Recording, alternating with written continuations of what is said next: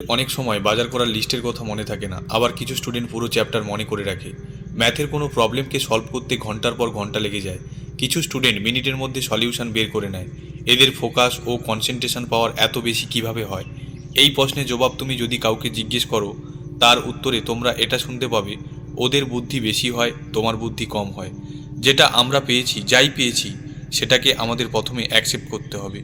এটার পর আমাদের বুঝে নিতে হবে আমাদের শরীরকে ও মনকে আমরা নিজের ইচ্ছায় ইমপ্রুভ করতে পারি। আমাদের মনের যে পাওয়ার তা কেউ ইমাজিন করতে পারে না। মানুষের বুদ্ধি সুপার কম্পিউটারের থেকে বেশি হয়। তোমরা এই কথাটা মেনে নাও, তোমরা তোমাদের ব্রেনকে নিজে থেকেই অনেক শক্তিশালী ও শান্ত করতে পারো। যেমন বডি বানানোর জন্য এক্সারসাইজ করতেই হবে, ডায়েট নিতে হবে, কিছু জিনিস খাওয়া তোমাকে ছাড়তেই হবে। এই পদ্ধতিতে বুদ্ধিকে বাড়ানোর জন্য, ফোকাস বাড়ানোর জন্য, কনসেন্ট্রেশন ইমপ্রুভ করার জন্য তোমাদের কিছু জিনিস শিখতে হবে। যে জিনিসগুলোর জন্য তোমাদের বুদ্ধি দুর্বল হচ্ছে, ওগুলো যদি তোমরা ছেড়ে দাও, তাহলে অটোমেটিক তোমাদের বুদ্ধি বাড়বেই। কোন জিনিসগুলোর জন্য তোমাদের বুদ্ধি কমে যাচ্ছে? এর নাম্বার ওয়ান কারণ হলো short video, Instagram reels, YouTube short, যাই হোক না কেন, শর্ট ভিডিও দেখে দেখে আমাদের টেনশন স্প্যান 25% কমে গেছে।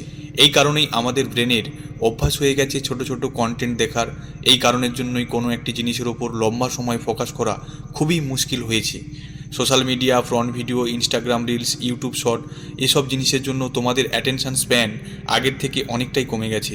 যদি এই জিনিসগুলো ছেড়ে দাও, তাহলে তুমি অটোমেটিকভাবে কোনো একটি জিনিসে লম্বা সময় ধরে ফোকাস করা তোমার জন্য সহজ হয়ে যাবে। দ্বিতীয়টি হলো এরকম কিছু এক্সারসাইজ যেগুলো করে তোমরা লজিক্যাল ব্রেনকে আগের থেকে বাড়াতে পারো।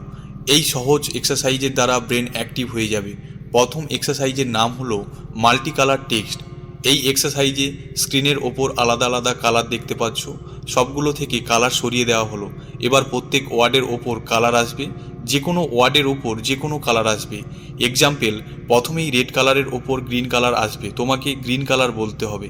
যে ওয়ার্ডে যে কালার আসবে সেই কালারের নাম নিতে হবে। মনে রাখবে যে কালার লেখা আছে ওটা বলা যাবে না, যে কালার আসবে সেটাই বলতে হবে।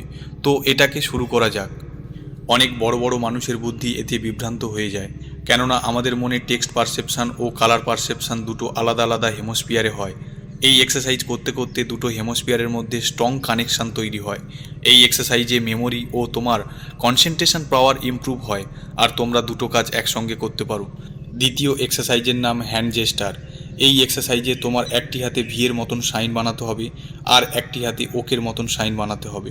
তারপর হাতকে রিফ্রেশ করে নিতে হবে, মানে যে হাতে ভি সাইন বানিয়েছিলে সেখানে ওকে, আর যে হাতে ওকে সাইন বানিয়েছিলে ওই হাতে ভিয়ের সাইন বানাতে হবে।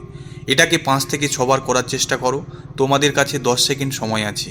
Exercise number 3। এই এক্সারসাইজে তোমরা একটি হাতে বৃত্ত ও একটি হাতে ত্রিভুজ বানাতে হবে। এই দুটো তোমাকে একসাথে করতে হবে, দুটো হাতে তোমরা এটা চেষ্টা করো। এতে তোমাদের কনসিয়াসনেস ও ফোকাস পাওয়ার অনেকটাই বেড়ে যায়। Exercise number 4। এই এক্সারসাইজ তোমাকে চোখ বন্ধ করে স্নান করতে হবে। চোখ বন্ধ করে তোমরা দেখো সব জিনিস ঠিকঠাক করতে পারছো কিনা, মগে জল ভরে গায়ে জল ঢালা ঠিকঠাক করতে পারছো কিনা। এগুলো করার ফলে তোমার ব্রেন অ্যাক্টিভ হবে, তোমার মনে নতুন নতুন নিউরন তৈরি হবে। Exercise number 5। Use your left hand. তোমরা তোমাদের উল্টো হাতের ব্যবহার করো। ডে টু ডে লাইফে কিছু জিনিস আমরা বাম হাতে করতে পারি, যেমন সকালে উঠে ব্রাশ করা, টুথপেস্ট ও বাম হাতে ব্রাশের উপর লাগাতেই হবে। এতে তোমাদের নতুন নতুন নিউরন বৃদ্ধি পাবে, আর যদি তোমাদের মনে নতুন নিউরন থাকে তাহলে তাদের মধ্যে কানেকশন বাড়াবে। এতে তোমার বুদ্ধি আরও বেশি হবে। এই 5টি এক্সারসাইজ করো, তোমার ব্রেন অনেকটাই বৃদ্ধি পাবে।